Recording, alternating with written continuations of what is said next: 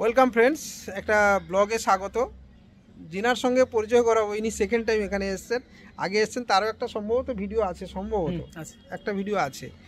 আর ইনিও কিন্তু second time এসেছেন, থার্ড টাইম আজ। সরি, দেখেছেন হিসেব ঠিকঠাক রয়েছে। তো কোথা থেকে এসেছেন? আনন্দবাবুকে দিয়ে শুরু করি। স্যার, আপনার নামটা যদি বলেন। আমার নাম আনন্দশীল, আমি মালদা ডিস্ট্রিক্ট থেকে এসেছি। আর এমনি কি করেন? এমনি সব অনলাইনের বিজনেস, সাইবার ক্যাফে আছে। আচ্ছা আনন্দবাবু, আপনি কি জানেন আপনাকে দেখে দেখে একটা টিচার বলে মনে হয়? হ্যাঁ, মানে এবং কথা খুব গুছিয়ে বলেন আপনি, এবং মানুষ হিসেবে মানে কথা শুনেও বোঝা যায় মানুষ হিসেবে খুব অনেস্ট। এটা আমি আপনার মানে অন ক্যামেরার সামনে বলছি। আপনার সঙ্গে ফোনেও কথা হয়েছে, আগেও দেখা হয়েছে, তবুও আপনার মানে আমি একদম অনেস্ট বলছি, আপনাকে খুশি করার জন্য বা উপরে উঠিয়ে দেওয়ার জন্য বলছি না।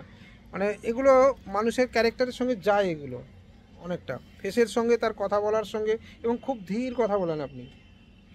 আমি ভুল বলছি? আমি এটা প্রথম থেকেই মানে হ্যাঁ, আমি এটা দেখেছি, খুব ধীরে ধীরে কথা বলেন, কাজও খুব সুন্দর গুছিয়ে করেন।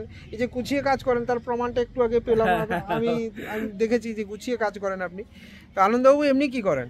এমনি আমার সাইবার ক্যাফে বিজনেস আছে। কত বছর? প্রায় 10 বছর। 10 বছর? হ্যাঁ, 2015 সাল থেকে। লম্বা টাইম। আগে কি করতেন? আগে আমি একটা দোকানে কাজ করতাম, ওই কম্পিউটারের দোকানে।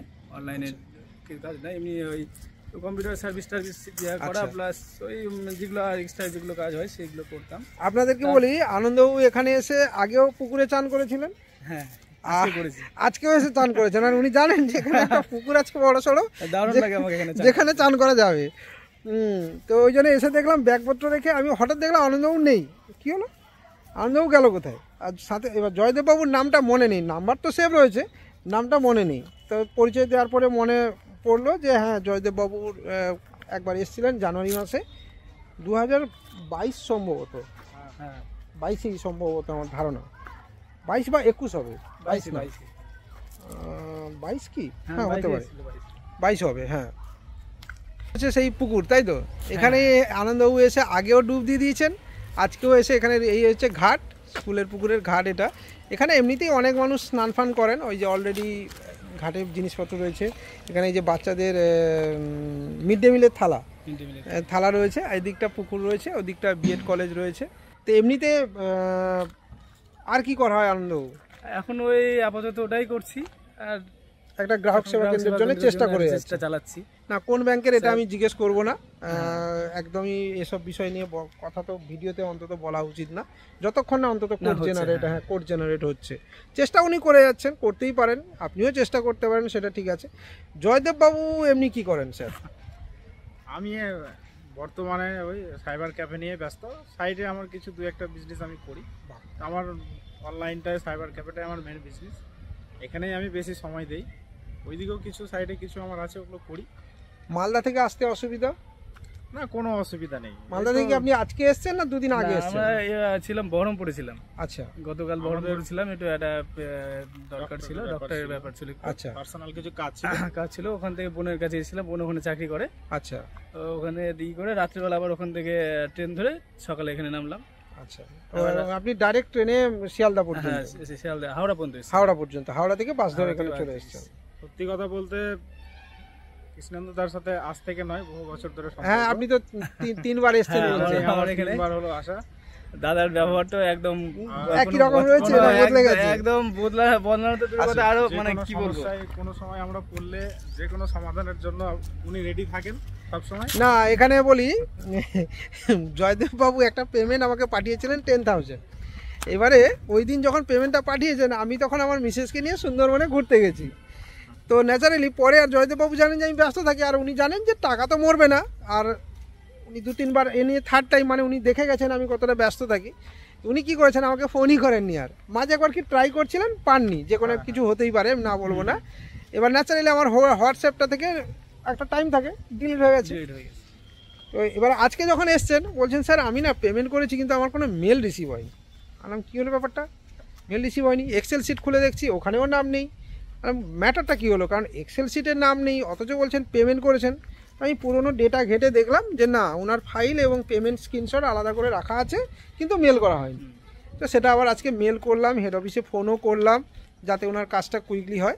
ছোটোখাটো মিস্টেক হতে পারে, কিন্তু উনি এসে কোনো কিছু বলেন, উনি জানেন যে না আমার ওটা ঠিকই এইটা আছে, দৃঢ় বিশ্বাস আছে। হ্যাঁ দৃঢ় স্যারের বিশ্বাস প্রতি, আছে যে না আমার টাকাটা ঠিকই আছে, কোনো অসুবিধা নেই। এরকম বিশ্বাস যাদের থাকে তাদের কাজ সত্যি বলছি আগে করা উচিত। মানে অনেক মানুষ আজকে অনলাইনে সবচেয়ে বড় যেটা আচ্ছা একদম আপনাকে দূর করব, এই ফ্রডের সমস্যা কতটা আপনাদের মাথা ব্যথার কারণ? অনেক এখনকার দিনকালে যা ফ্রড অ্যাক্টিভিটি শুরু হয়েছে, মানে মানুষকে বিশ্বাস করে এখন প্রচুর দায়ী। আমরা কত কিন্তু কত কিছুদিন আগে এক মানে নির্দ্বিধায় একদম বিশ্বাস করা যায়, এটা না, আমি একদম এটা তো ক্যামেরায় বাড়িয়ে বলে যাচ্ছেন। কিচ্ছু না, এটা একদম নির্দ্বিধায় বিশ্বাস করবেন। এটা ক্যামেরায় বাড়িয়ে বলছেন, না, এটা বাড়ানোর প্রবলেম কিছুই নাই, আমাদের ক্ষেত্রেও কারণ আছে। 2022 সাল থেকে তো আমি চিনি, হ্যাঁ, আর অনেকটা যার সাথে লম্বা কথা হয়, অনেকটা লম্বা অনেক সময় ব্যাপার। সময় আপনি আমার সাথে কাজ করছেন, এটা একদম সত্যি।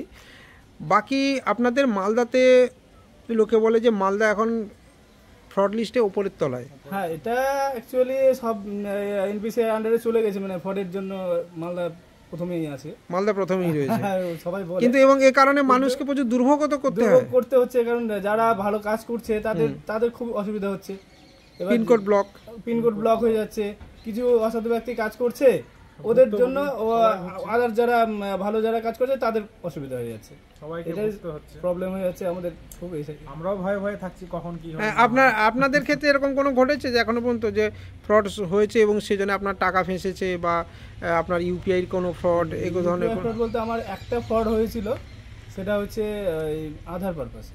আচ্ছা আচ্ছা, আধার পারপাসের জন্য আমার কাছে ওই আধার মোবাইল নাম্বার লিঙ্কের জন্য একজন টাকা চেয়েছিল, বেশি না 3000 টাকা। আচ্ছা আমি সে সময় মানে এই এত ছিল না তখন, ফ্রডের অতটা অ্যাক্টিভিটি ছিল না ওই সময়, তাও দিয়ে দিয়েছিলাম ওই সময়, দিয়ে টাকাটা আমার ফ্রড হয়ে যায়।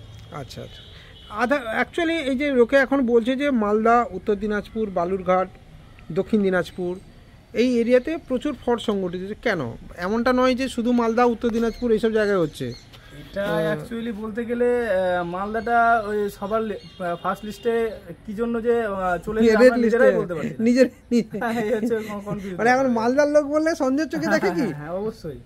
এরকম কোনো ম্যাটার আছে যে মালদার লোক বললে না, উত্তর কিছু দিনাজপুর? কিছু ক্ষেত্রে বলে যে হ্যাঁ মালদাতে ফ্রড অ্যাক্টিভিটি বেশি আছে, কাজ কিন্তু করা যাবে না, এরকমটা কিন্তু শুধু না যে মালদাতে ফ্রড অ্যাক্টিভিটি না, আছে, সব ফ্রড জায়গাতেই অ্যাক্টিভিটি fraud আপনি হয়। আমার উত্তর মালদাটা কি দিনাজপুরেও জন্য আছে। যে ফার্স্ট লিস্টে চলে আসলো আমরা নিজেরাই মানে বুঝতে পারি না। না, আমরা যাদের কাজ করি, যাদের সাথে আমাদের আছে, আমাদের যারা কোনো অসুবিধা হয় না, আমরা জানেন নিশ্চিন্তে না, কাজ আমরা- করি।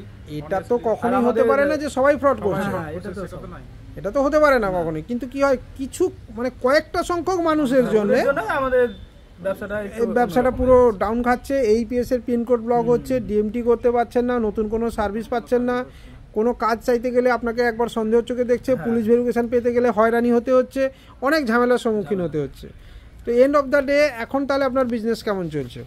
চলছে স্যার এখন মোটামুটি। আর জয়দেব বাবুর হ্যাঁ, একদম এখন মোটামুটি ঠিক আছে, কোনো অসুবিধা নেই। মালদাতে কি বেশি হয়, এইপিএস নাকি রিচার্জ নাকি মানি ট্রান্সফার? সবই এভারেজ অ্যাভারেজ চলছে। সবই চলে। সব কিছুই অ্যাভেলেবেল রাখতে হয়, সার্ভিস কাস্টমারকে দিতে হয়, সব কিছুর জন্যই কাস্টমারের ডিমান্ড আছে, একদম চলছে। একদম চলছে।